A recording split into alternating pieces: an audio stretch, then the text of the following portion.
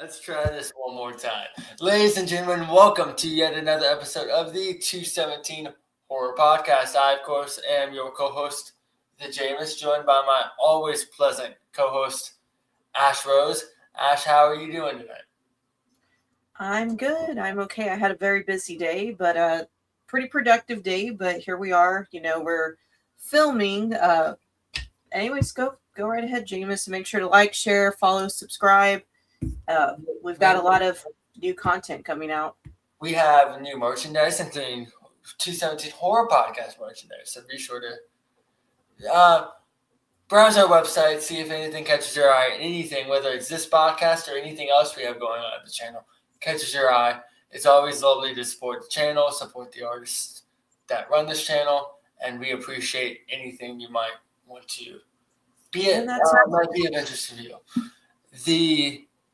Unfortunately, we're going to start our podcast off with a bit of sad news today. She's more comedy, but two of her biggest hits, The Nightmare Before Christmas and Beetlejuice, which I have things from both movies in my background over here, are not necessarily horror, but very much goth and big in the aesthetic of the community. Katherine O'Hara passed away, I think, as of 2 days ago, as of this recording. A true titan of the industry, one of the greatest character actors of all time. People will probably remember her more for SCTV, Home Alone, The Mom in Home Alone, the Christopher Guest mockumentaries, more so than anything she did that is close to our community. But again, Beetlejuice, Nightmare Before Christmas, two very much of the biggest adjacent projects of the horror community, and I'm truly one of those actors that made everything they were in better. Whether the project was good or not, you knew you were going to be entertained anytime she came on screen. She was just working recently too. Another adjacent project is The Last of Us, and if you remember, in the most recent season, she played Pedro Pascal's alcoholic psychologist. Still doing excellent work, just very sad, very unexpected, and kind of took me by surprise when I saw the news. So I wanted to give a shout out to Katherine O'Hara and the great legacy she leaves behind. Yeah, that was very surprising news, at least for me, when I found out in the midst of all the chaos that's going on currently in the world. So we just wanted to mention that here today, and we'll go ahead and get into, what we're talking about this week. Jameis, you want to go ahead and talk about what you just recently saw in theaters without spoilers, please? So, do we want to start with it just opened this weekend as of this recording. Do we want to start with the new Sam Raimi movie, or do we want to start with Bone Temple, which is a couple weeks ago now? It's okay. Either one is fine. None of them can be as horrifying as the film Melania by Amazon Studios, but go right ahead. Look, we're not here to talk about that $40 million life right bribe. Let's call it spade a spade. So I'm going to start with Send Help, because I just saw it a couple hours ago as of this recording, and I have a lot of thoughts. Okay, well, let's go ahead and get into it. I love Sam Raimi. I love his horror work. I mean, the Evil Dead movies are classics for a reason. I watched Drag Me to Hell recently for the first time, loved it. I think Darkman's a very underrated franchise film. Oh, speaking of Darkman, there's a new Darkman film in the works, by the way. I don't think that's going to do well, just because I don't know anybody clamoring for a new Darkman movie. But I do think this one is an underappreciated thing in his career. I love his superhero films. I love his. He did a Western called The Quick and the Dead with Gene Hackman and DiCaprio and Sharon Stone. I love that movie. I think it's very underrated. For the Love of the Game with Kevin Costner is good. Anything Sam Raimi does, I usually like. The problem is he hasn't done a lot that is truly, you can feel it's Sam Raimi. You know what I mean? And the last little bit. And so I went to see this, and I thought the trailers looked excellent. I was very excited for this. So to give a non-spoilery review, it's basically Castaway meets Misery meets 70s disaster film. Think the old airport movies. You know what I mean? That kind of disaster film.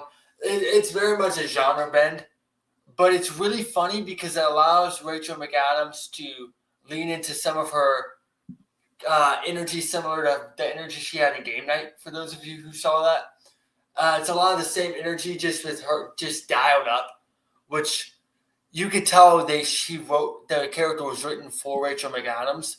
And I think that's interesting because that's not somebody Sam Raimi would usually tend to cast in the lead of the film, that style of acting, especially when it comes to horror. But he worked with her in the Doctor Strange movie, loved her, and decided my next movie is going to be a vehicle for her. And I think it really worked. I think Dylan O'Brien, it was a standout for me. I'm not the biggest fan of Dylan O'Brien historically, but most of what I've seen him in is CW stuff. So it's like, did I not really enjoy it because of him or because of the writing of he was given? So it was one of those. He was pleasantly surprising. They did a really good job at making me feel as the roles were reversing in the film for an irredeemable character in Dylan O'Brien. And that's kind of all on how loose he kept it, despite being not a good dude. And we've seen a lot of movies similar to, it's Misery in the jungle. Of course, this is on an island, but more or less the same. The characters are playing Survivor, which is actually a whole actual plot point of this movie. Is she learns everything she knows from binging Survivor, with the way Raimi does it, Raimi leans into everything that the movie can be, whereas historically those kinds of horrors tend to kind of try and hold back a little bit, don't really push the envelope. This pushed the envelope, and that's what made it stand out. It had its flaws, but I very, very, very much enjoyed it, and I'm glad that in another win for original horror. No IP, no sequel, for wholly original from a horror icon. Open number one at the box office to 20 million domestic opening weekend. It's going to turn easy profit, even if it's not the biggest hit. So we've been seeing a lot of original horror carrying the domestic box office recently, and I love that. I hope, and I'm just happy Sam Raimi's back in this space. I mean, I know he did Drag Me to Hell in the 2000s, but it feels like ever since he did Spider-Man that he hasn't really gone back to his real bread and butter. And like, he would never do a crime wave in the 2010s, you know what I mean? So I'm very happy that we got him back, and he did not disappoint.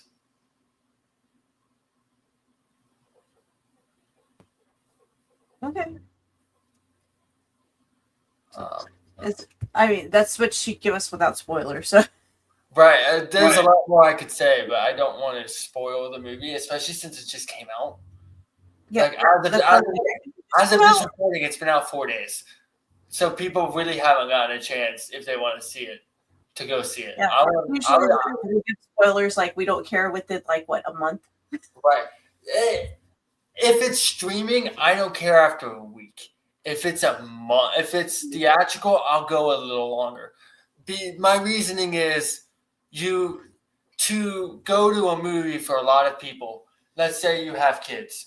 You have to be able to get home from work have time off. Then you have to be able to pay the babysitter that night. There's a lot more that goes into getting out to the theater than pushing a button on your couch after the kids go to bed. So it's one of those. I'm more apprehensive to give spoilers for a theatrical release than a streaming release, because after a certain time, I'm sure you've had 2 hours free time to where if something's on Hulu, you can just press play. Versus there's a lot more that goes into going to the theater. So I'd like to give a little more leniency toward theatrical, just because I understand not everybody can get to the theater Thursday previews. Yeah, fair enough. So what else did you want to talk about? Let's go. There was. I saw 28 years later Bone Temple. Yeah, which I wanted to see. What were you're giving this look of like you were slightly disappointed in it? That was what I felt for the first movie of this trilogy.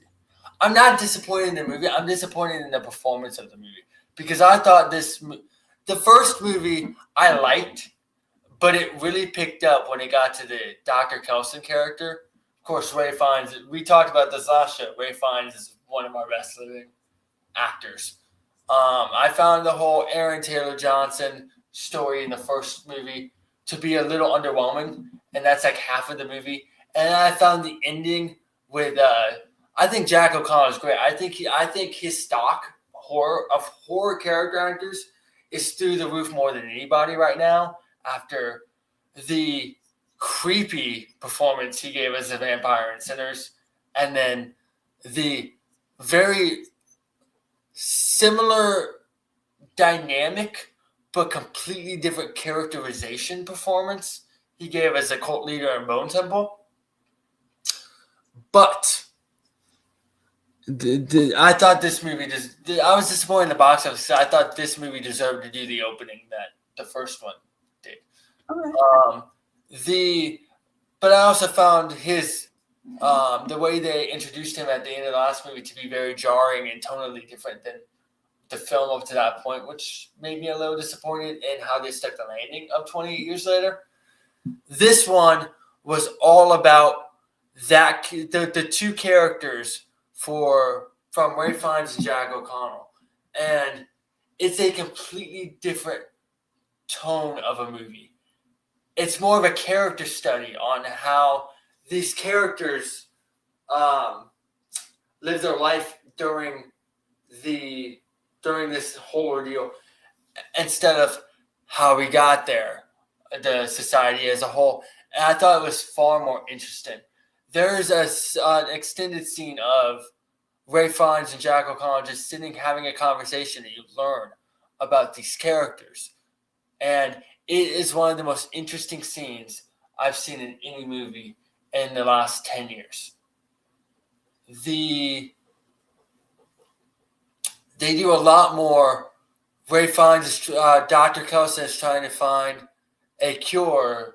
There's a scene where I don't want to give too many spoilers, but this one's been out for 3 or 4 weeks now, so I'm a little less worried about that. There's a scene where Ray Fiennes does a dance number as the devil to Number of the Beast, and it was awesome. So beautifully shot. I thought the world building was much better in this one, because they weren't trying to stuff too much world building in. I thought the dynamic with the kid and being forced to join this cult was far more interesting than anything in the first one. It's one of my favorite horror movies of the decade. I very much had a good time with the Bone Temple. I thought Nia DaCosta did a very good job. And I haven't been her biggest fan up to this point. I don't think she was the issue with the Marvels. But when that's your entire filmography, it's hard to be high on the director. But she showed a lot of poise in this one and made so many decisions that I liked, that I want to see more horror from her. I thought she really found ways to explore the humanity of these characters that don't seem overly human. And I think great horror is inherently human. That's one thing I really enjoyed about Send Help as well, is for as much as Sam Raimi did in that movie, that with these characters that were so over the top, both comedically and horror, and from a horror perspective, there's a specific scene where they explore the whys of the characters. Why Rachel McAdams' character is as insecure as she is. And on the contrary, why the Dylan O'Brien's character is as much of an asshole as he is. And it really made you understand the characters so much deeper. And I like horror that feels human. I was talking about this with an artist friend of mine the other day. And because we were talking about I ran into him and he was like, how do you feel about two of the best movies of the year, two of the best picture nominees being horror? And so we kind of explored why Sinners and not Weapons, Frankenstein, but Weapons was also able to get an acting nomination, which is huge. And we'll go into that a little bit. But why those were able to get nominations, and I was thinking because they're human stories. Everybody can relate to Frankenstein's monster and the feeling of I'm different, I don't belong. My father has his own issues. It's just as much a story about being a parent as it is a monster movie. That's what Frankenstein is, in its own little allegorical, weird way. And then you have Sinners, which is just as much a story of the oppression faced in the America and in the Deep South, in the America of yesteryear. It's just as much a period piece as it is a horror movie. And those characters, the Smokestack twins, are in two very different experiences, but two very different relatable human experiences. It's not, and that's before you get to the Michael B. Jordan turns into a vampire portion of the movie. So I think that they found the humanity, both of these movies really had that extra layer when they found the humanity. And I think that's where true horror really shines, because I think horror is just as much about personal experiences, your anxieties, and what somebody's anxieties, what's horrifying to somebody is all about in what their experience is, what their trauma is. So I think when you're not relying on jump scares, which these movies weren't, and you're relying on the shared human experience that everybody can relate to, and there's 3 or 4 things in the movie that are different human experiences, that's where true horror can really shine. And I thought both DaCosta and Raimi understood that in the movies I went to go see. Okay. I have not seen either one yet, and I wanted your input on at least one of them or both of them. I think you'll love Send Help. I'm sorry, you broke up. I think you'll love Send Help. Yeah, Bone Collector, I'm just interested in seeing it in general. I don't know how much you specifically with their taste are going to love Bone Temple. Mm-hmm. I very much enjoyed it, but again, art, especially film, is subjective. Yeah, that's fair enough. That's in general, even when we're talking about music. Grammys just happened, everyone. Has nothing to do with this podcast, but The Cure finally won a Grammy, and of course, 9 Inch Nails won a Grammy. So I just want to give a shout out to Chapel Roan's outfit. That seems to be what everyone was upset about. Oh, I loved it. That's the only comment I'll make at the Grammys this year. Shout out Chapel Roan's outfit. Once again, art is subjective. Yeah, people were pretty upset about it. I wasn't upset about it, but I'm not. I'm also not a prude. So it really didn't. It really did not bother me, and I was just like, okay. I don't think it's risque, but I don't think it's the most risque outfit we've ever seen. I mean, I think album of the year went to not album of the year, but something went to Gaga, right? Yeah. I'm old enough to remember when I don't remember what song it was. I think she was performing Paparazzi or something like that. But to put into perspective how long ago this was, I just mentioned Paparazzi. I'm old enough to remember everybody being up in arms about the meat suit. The meat dress. The meat dress, yeah. I don't think it's nearly as risque as something like that. You know what I mean? Yeah. Yeah, the meat dress. I mean, it is what it is. But we'll go ahead and we'll move on. I was just bringing up the fact that The Cure won and 9 Inch Nails won as well this year. The Cure won. I didn't see that. Yeah, The Cure won a Grammy. What did they win for? An album. Oh, so they did. So they probably won Best Rock Album. I mean, an alternative album. On a surface level, that's kind of weird because I don't remember. I know they released an album because I specifically went out of my way to listen to it when I was writing the thing for the channel, which you can listen to our thing on The Cure after this podcast if you want. It's on our channel, Death Arts 13. We disintegrate The Cure. That's a little Cure fun for those who don't know. But I don't remember hearing much about it. But at the same time, the Grammys with anything that's rock, alternative, metal tend to go name brand for older acts they know versus the newer albums. So that doesn't really surprise me.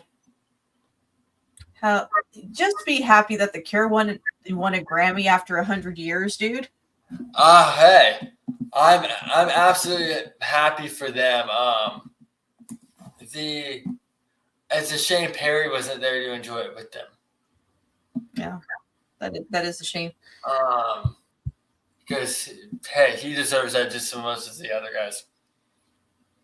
But back to film, I just wanted to mention that 9 Inch Nails won and The Cure won this year. And we love that. We love The Cure at this channel. Yeah, we do. So anyways, back to film because that's what we're here to talk about. I just want to mention that real quick because that was fresh on my mind, being that the Grammys just happened. Right.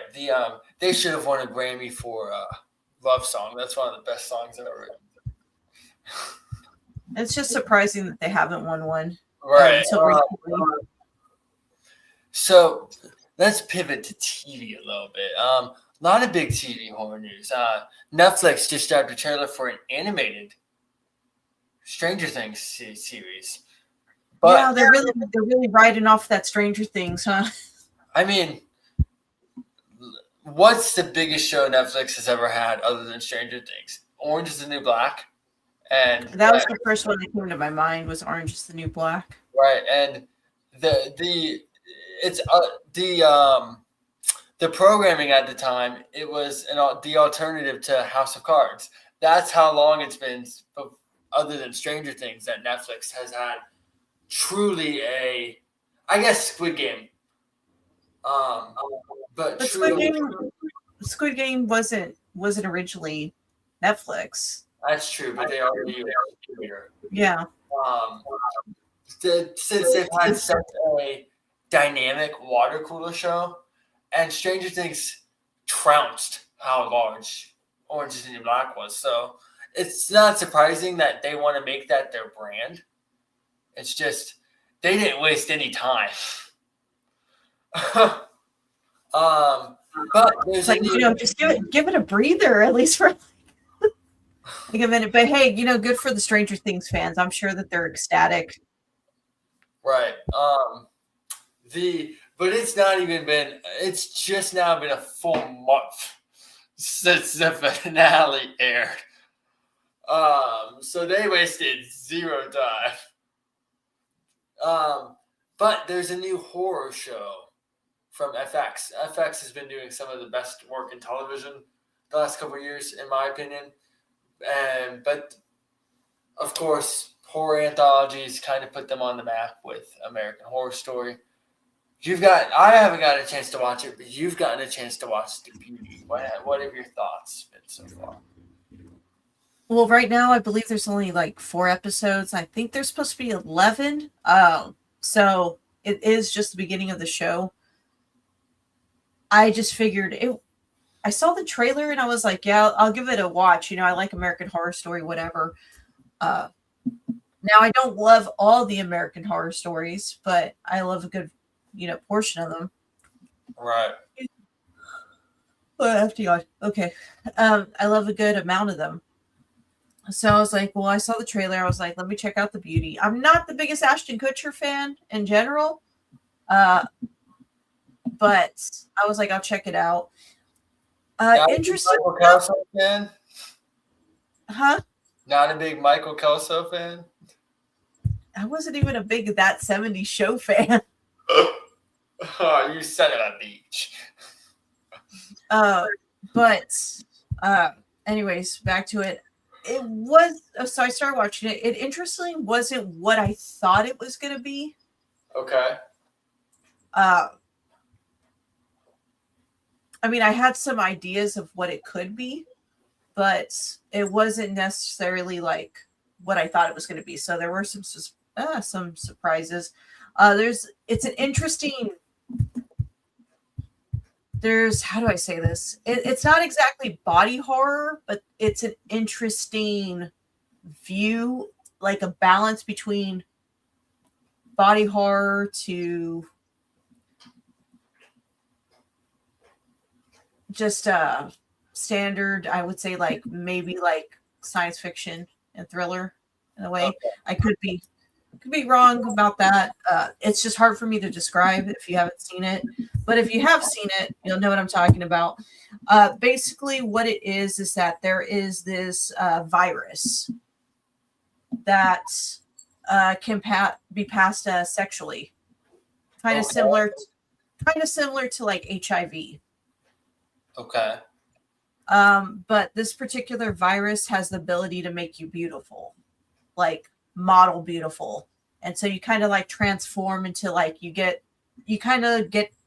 turn into this like cocoon, kind of like The Fly, but like the remake of The Fly with Jeff Goldblum.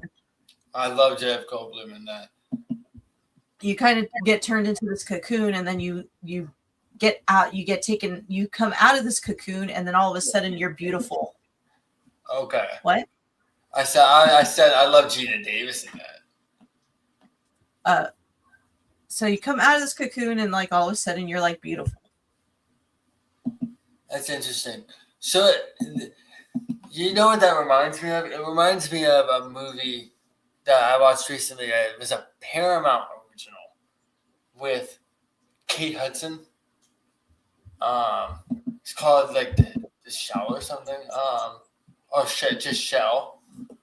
I have never heard of that movie, but okay. It's basically a similar premise with Kate Hudson and Elizabeth Moss. I went in going expecting the substance, and I did not get the substance at all. Mm-hmm.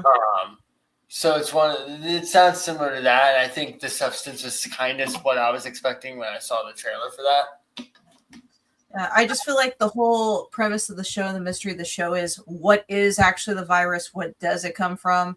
There's all this other stuff that happens. I don't want to spoil the rest of the episodes, but that's the premise of what happens in The Beauty. You know why it caught my eye? Because I saw Isabella Rossellini in it. and I love her, but I haven't seen her pop up in a TV show I watched since 30 Rock 20 years ago. Yeah. She's not really a TV actor. I was Okay, like, yeah. oh, so if Isabella Rossellini's in it, they probably have a pretty good concept because she doesn't just agree to do anything. You know what I mean? Okay. So I'm kind of curious to see where it goes into. If you've seen American Horror Story, you could pretty much get the premise of like how the layout of the show is going to be. Okay, so it's similar in its formula. Well, yeah, it's the same creator, I believe. I didn't realize it was the same creator. I believe so. Okay. Right? I think so. Let me look that up. up. Is it all done by Ryan Murphy? Ryan Murphy's had a weird run lately. I know Ryan Murphy did American Horror Story. Let's see.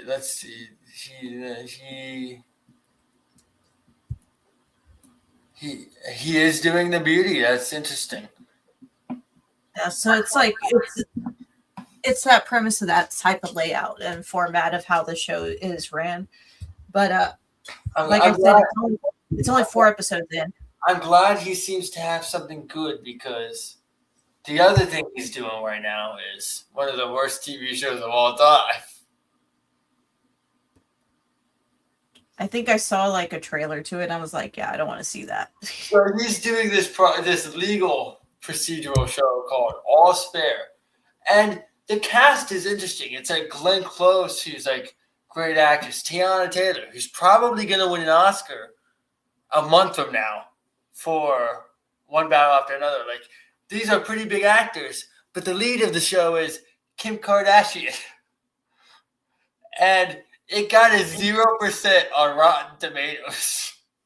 Shit. I've never seen a film. I've never seen anything get a 0% on Rotten Tomatoes. I've never seen a goose egg. I know it debuted at 0%. Let me see if it's still there because it went up to 10 or something. Right, it might have done that. It is went up to 6%. Oh, so I was too kind with 10. I've never seen a show that universally bad. I remember seeing the Rotten Tomatoes score. I'm like, man, it's been a long time for Ryan Murphy. So I usually like his concepts. So I'm glad he had something right after to kind of wipe that stink off a little bit. You know what I mean? Mm-hmm. Not everything can be hits. I mean, who are some of the greatest show creators of all time? I mean, J.J. Abrams. I mean, he had a slew of Felicity, Alias, Lost, and then Undercovers didn't do anything, and then Duster didn't do anything. It's like they can't all be hits, but he had 3 all-timers. I hope he has something else soon. Fringe was pretty good too, but I think that was the Joshua Jackson show he did. But not every creator can bat 1,000, and I get that. But I'm glad Ryan Murphy immediately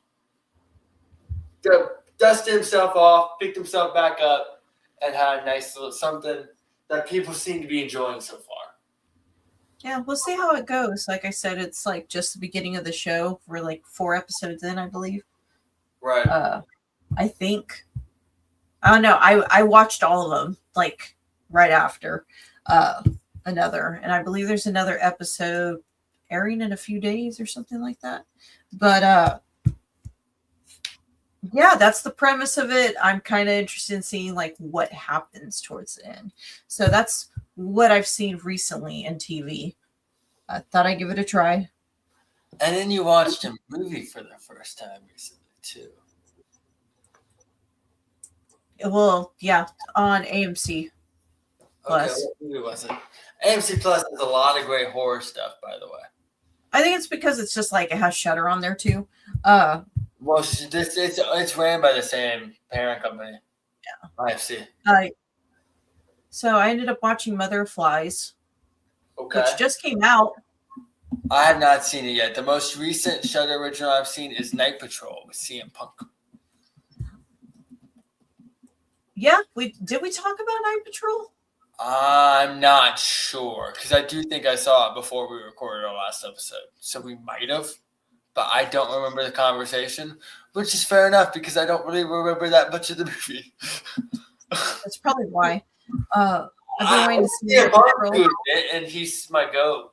So Yeah, I mean, we'll eventually. I need to watch Night Patrol, but I'll watch it when it becomes available.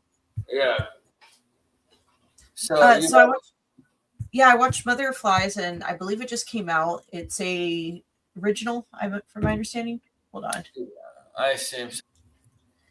So I watched Mother of Flies, and it's a folk horror movie. Okay. I went in blindly, wasn't sure what to expect. I went based off of course, the movie poster. Yeah, I was like, I'm gonna go based off the movie poster, and we're gonna see where it goes. And I was like, okay, so Mother of Flies, so it can only be two things. It's either got to be something involving the dead or something satanic.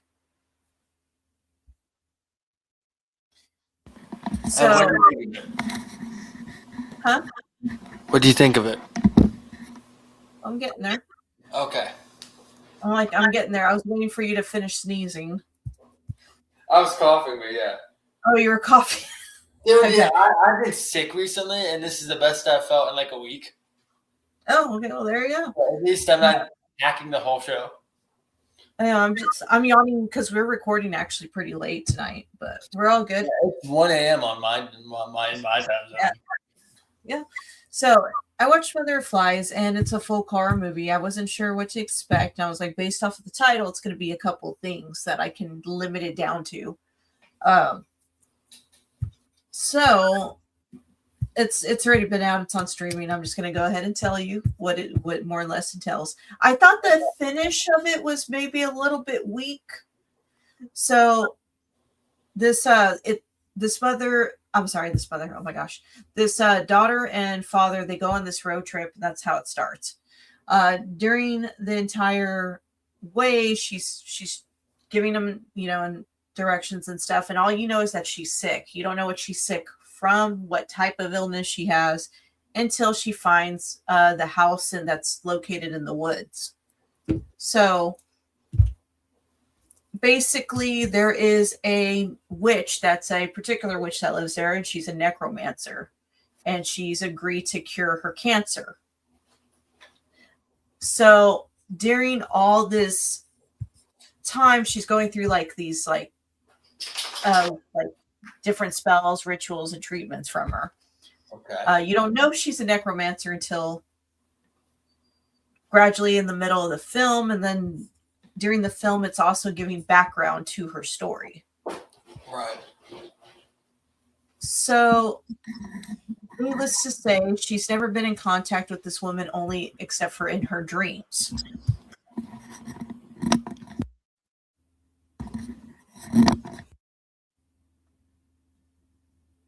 You're muted. So she's never been. So she's all of the contact is through her dreams. Yeah, and that's how she found the house in the woods, and then there's this pile of rocks that are in front, like stones. So come to find out, she was actually buried alive ages ago, this witch, and the town and the kids go and throw stones on her grave to make sure that she stays in the ground. Okay. So basically, they bury her alive because she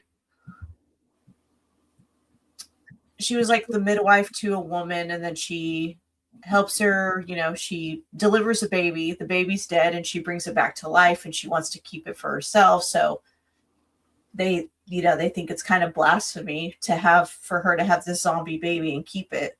So that's why they ended up killing her. Okay.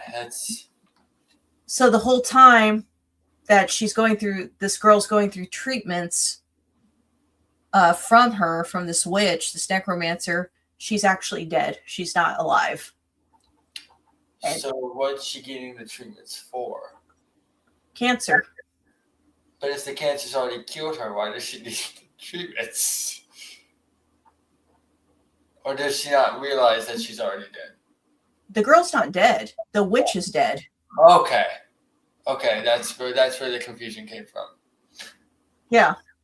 Yeah, So no, the which only appears that it only communicates the dream because the spirit can communicate through dreams, but not the real world. okay. No, rewind. Okay. Her dad, like, she tells her dad she wants a certain treatment from this witch, that they need to go drive, and she gives them these instructions. They go out to the woods and they find this house. Her dad asks her, how much is this treatment going to cost? Does she take insurance, whatever? And she says she's going to do it for free. And then she tells her dad she's never talked to this woman except for in her dreams. Okay. And then, of course, the witch greets her and stuff. So the whole time you're under the presumption that the witch is alive, but she's actually dead, which is why she's called Mother of Flies. Okay. So that makes more sense. Yeah, I'm following you now. Yeah, so that's like the gist of the movie. She's gonna cure her cancer. She cures her cancer. However, she's dead, and she takes the cancer tumor out of her stomach, and she rebirths it as her zombie baby, and that's how it ends. They unbury her. That's fascinating. Yeah, it sounds confusing because it goes back and forth between. I will give it this. It is a folk horror movie. I thought it was interesting. I felt the ending was a little weak, and I can understand how it is confusing for some people because there's not the way it's filmed. There's not really any indication that this is a past story, like a flashback, versus current. Okay. So you kind of figure it out for yourself that, oh, this is the past. Yeah, I like when movies give a tell that this is a different part of the narrative than what you're seeing. Like another Shudder original, Late Night with the Devil, when they're they're off air because you're no longer in color, so you can tell kind of where the time is at in the movie. You know what I mean? Yeah, that's the only thing is I think they could have done that cinematography wise a little bit better to help distinguish it, but it does blend together. Story does make sense. It is a folk horror. It's very very similar, I would say, like to The Witch. Oh, I love it. The Witch is one of my favorite horror movies of all time. Robert Eggers just kills it every time. There is a build to it. And gradually, as the build of the film goes on, the more like graphic you see, like the rituals become. I think the biggest issue isn't the horror aspect. Then I think the average person, and it kind of depends on who you are, is very hit or miss when it comes to period pieces. You know, like you either enjoy a period piece from that era or you don't, from what I've gathered. So I think that would be the bigger issue.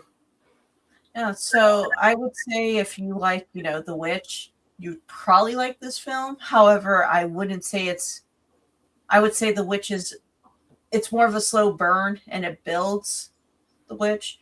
Right. So it varies on your taste, but I would say if you like folk horror, definitely watch it. What I liked about The Witch more than anything else, there are two things that stand out to me, and the last time I watched this was like a year and a half ago, so it's been a while. The two things that stand out to me as somebody who has sat with it for a while and it isn't fresh on my mind is Anya Taylor-Joy just is great in everything. Another great Anya Taylor-Joy movie, at least I think it's her, The Menu. Another great Anya Taylor-Joy horror movie. But the thing that really stands out for The Witch for me was always the technicals. Like every time they're chopping the wood, the way the sound editing is designed is just seared. The noise is seared into my brain. Like for me, that was just as much a movie I enjoyed because of how it was made and the filmmaking aspect as much as the story itself. Not that the story was bad, but because I like the way Robert Eggers makes his movies. If that makes sense. Yeah, and I mean that's the premise of everything I watched. Like I said, we had some news. Another Dark Man is coming out. Surprisingly. And speaking of Shudder, some big news for them, and specifically them more than Warner Bros. Getting a couple more, Netflix getting a horror movie in, because the big distributors always do. They got their first Oscar nomination in studio history. For what film? The Ugly Stepsister got in at makeup. Oh, that's right. I haven't yet to see that. A Norwegian ballerina horror film, body horror film, from a very, very small streaming distributor, got in at the Academy Awards. And anything that is awesome. Anything is possible. My favorite nomination of the morning was Delroy Lindo for Sinners, because for me, that's my favorite movie of last year by quite a bit. Probably my second favorite movie of the decade behind Oppenheimer, so it would make it my favorite horror movie of the decade. But Delroy Lindo hadn't gotten in at any of the precursors. He kind of wasn't getting anywhere in the season.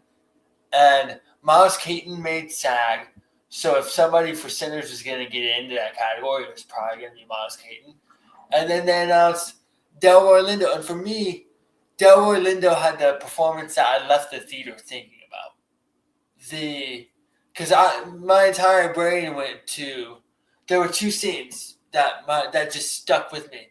One was the Rumi Mosaki, who also got nominated, scene where she's talking when she realizes he's a vampire. But also the Delroy Lindo scene where you're not paying $20 a night, you might be paying $20 tonight.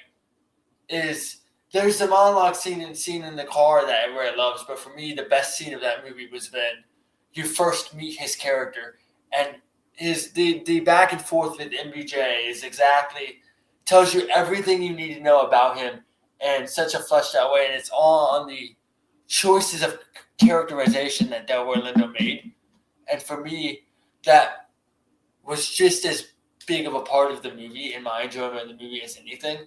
So when they said his name and it was a big surprise, I really love that.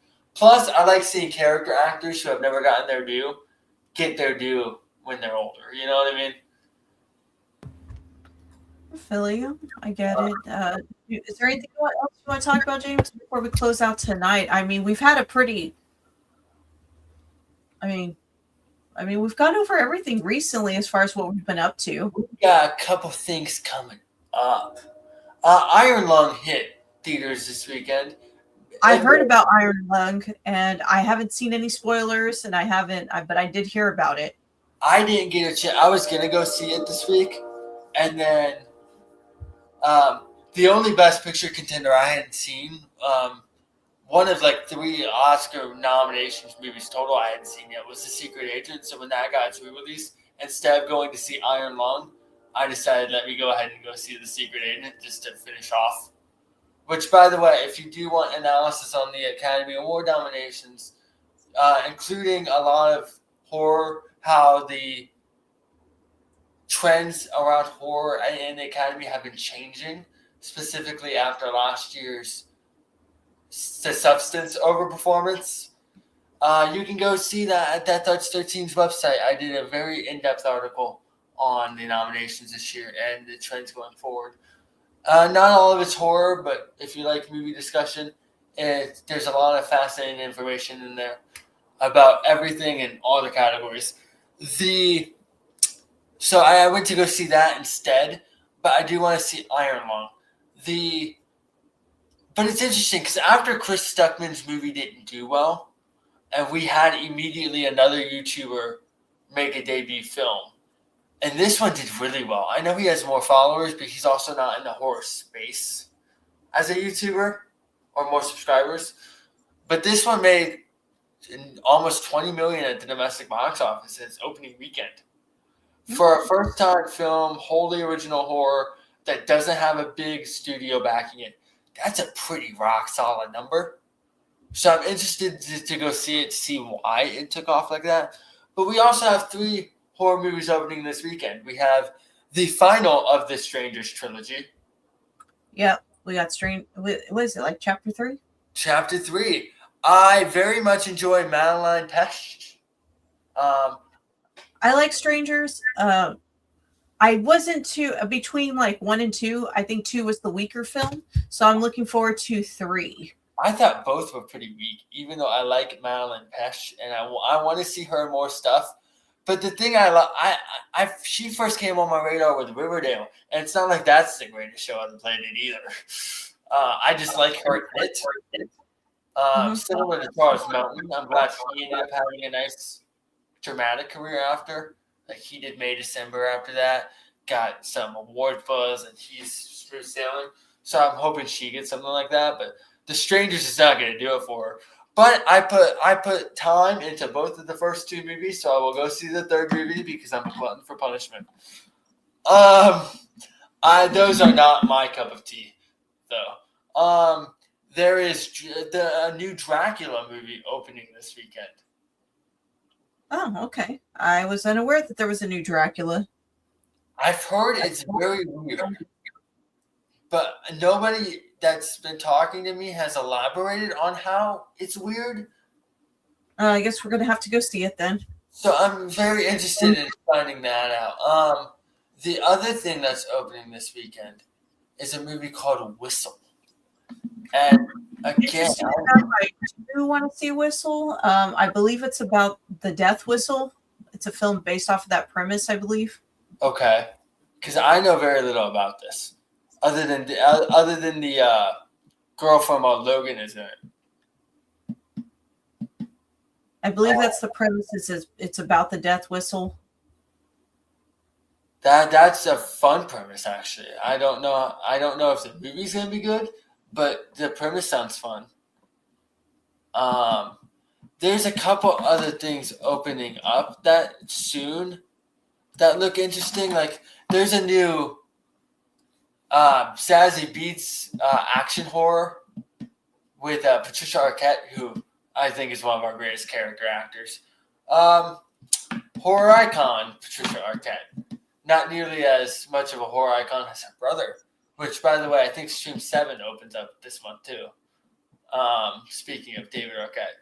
But I think she's a better actor. I think that looks really fun. The Zazie Beetz is the lead in that, and the trailer looks really, really fun.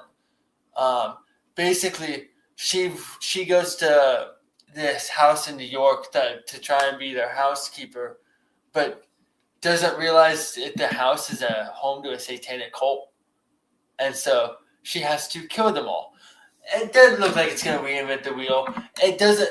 It looks like something in the same vein as a Ready or Not or something. You know what I mean? Like, doesn't look like anything I haven't seen before. But it looks pretty fun.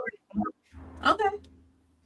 So there's a lot of fun horror opening up soon. So I'm very bullish on the next month or two. Usually during the drop months of the theatrical slate, the February's and Marches, is when you get some of the most fun horror of the year, because that's what studios rely on to carry the box office.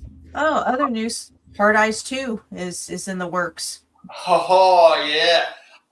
The Hard Eyes is the one movie I wish I would have gone to see at the drive-in. Yeah, Instead of like in building theater. I very much loved Hard Eyes.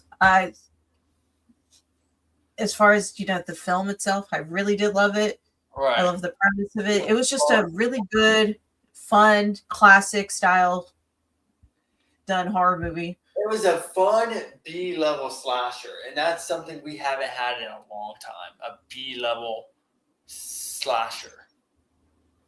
Well, let's close out the night, Jameis. Where can the good people find you, Ash? You can find me at A Rose Distortion on all social media platforms. That's A Rose Distortion. You can also click the links in the description if you want to support the channel. We got several sponsors listed there. And of course, you can go to deatharts13.com. And you can find my work at deatharts13, of course. Be sure to like, subscribe to the channel, follow our social medias and our website. We have a new look for our website coming. So be on the lookout. It's already up. That's right. It's already up. I think y'all looks pretty slick. And we have updated offerings at the Death Art shop. So if you want to support the channel or this podcast, I myself have more merch than just the podcast merch because some of the channel merch is just as sick. So either way, you support the great people on our channel. You can find me at Jameus on Letterboxd if you want to see me continue talking about movies, not just horror, of course. You can find me at the Jameus on Twitter, though I'm barely using it at this point. I barely use mine. It's there, though. At this point, I'm just retweeting Nikita post about how good Nikita Kucherov is, which has nothing to do with horror. So if you like hockey, I guess, be sure to follow this Tampa native, who has a Kucherov poster right behind him, actually. But you can find me on Slasher, though I need to start using that more. You can find me on Slasher at Jameus Mooney if you want to see me talk more horror-centric stuff. I'm going to have more articles on the website, both horror and film in general, and the coming weeks. So be sure to be on the lookout for that.